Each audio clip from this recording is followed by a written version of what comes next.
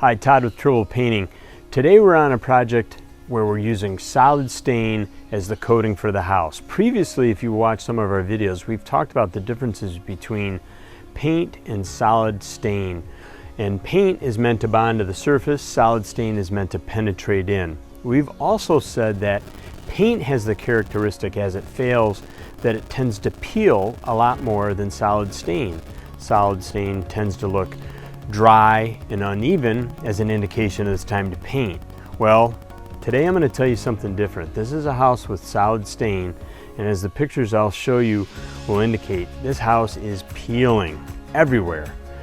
But there's a reason for it, so we're going to talk about it. Potentially two reasons. The first reason is that a lot of the lumber on this home is what we call flat-grained lumber, which is something that occurs in the milling process. It's the part of the wood that ends up on the house that we have to stain. Flat-grained wood is very slick. If you were to run your hand on some of these areas that have really wide bands of grain, they're very smooth, almost shiny. So it becomes hard for the stain to adhere, to grab a hold of it. And it can for a little while, but over time with lots of expansion and contraction, it tends to fail and you end up with a solid stain home that looks like it was painted because of the amount of peeling. So it's no fault of the product, it's just not able to do what it was intended to do, which is to penetrate into the wood. There's another reason that homes with solid stain could fail, and that's because there's something called Milglaze that is on the surface of the wood. Milglaze is basically created from the heat of the wood going through the mill and the saw blade.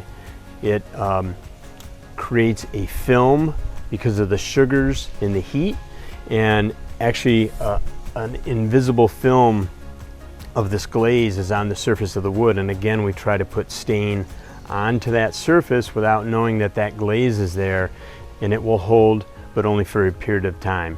So if you have a solid stained home and you're having this kind of peeling, there's a couple solutions. One would be, once it's scraped, to sand the surface to open that grain up so that it can bite in and have something to absorb into.